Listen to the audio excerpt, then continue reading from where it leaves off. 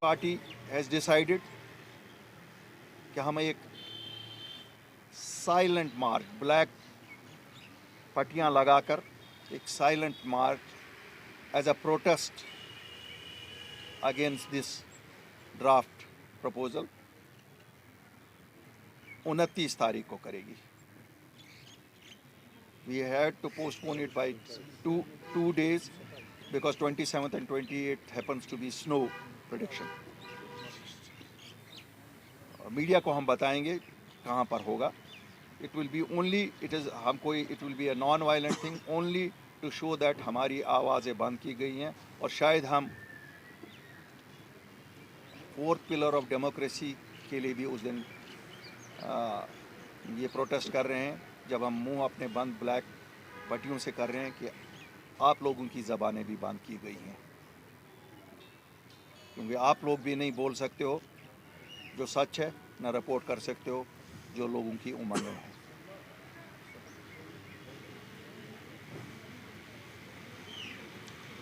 हमारी बाकी जमातें भी हैं इस खिते में. अफसोस है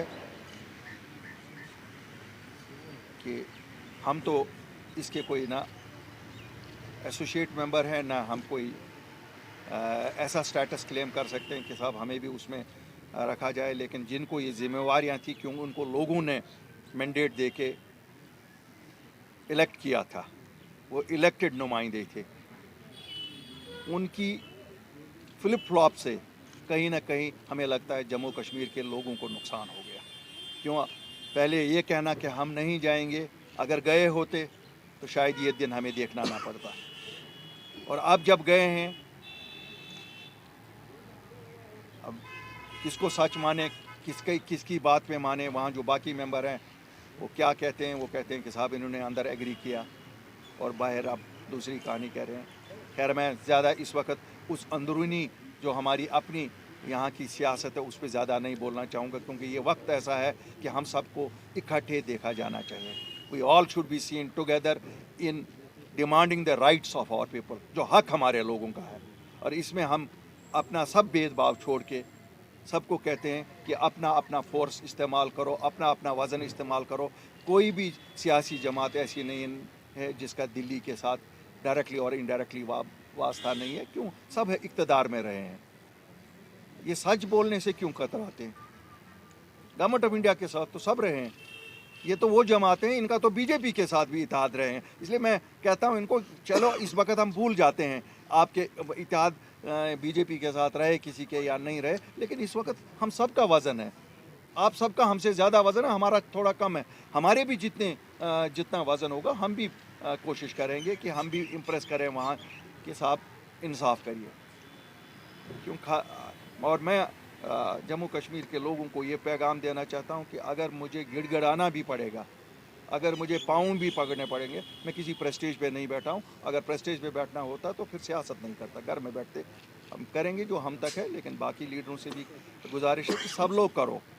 ये क्रेडिट और डिस्क्रेडिट की बात नहीं करने चाहते हैं हम कि किसको क्रेडिट मिलेगा, किसको डिस्क्रेडिट मिलेगा. क्यों? ये हमारी जनरेशन का मसला है, ये अमन अमान का मसला है, ये हमारे कम्युनल हारमनी का मसला है.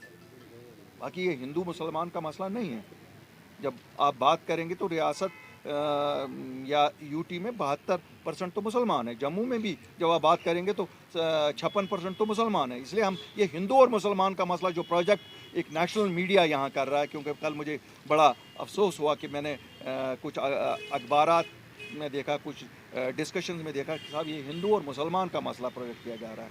ये उन्हीं की बोली जा रही है ना, बीजेपी की. BJP is not the sole custodian of this country. It has not taken over the rights of all the people. There are people who do not belong to BJP, और जैसे हम जैसे लोग हैं, we don't belong to BJP. Majority of people in Jammu and Kashmir, they have no connection with BJP. So हम उस secular समाज को भी अपील करते हैं कि साहब गलत हो रहा है, ये हिंदुस्तान के हित में नहीं हो रहा है, नेशनल इंटरेस्ट में नहीं हो रहा है. और इसीलिए हमें उम्मीद है कि प्राइम मिनिस्टर से भी अपील करते हैं कि आप اس میں انٹروین کریے. ہوم منسٹر صاحب سے انٹرونشن کی یہ ہے کیونکہ اس وقت ان کا ڈائریکٹر پورا ہے.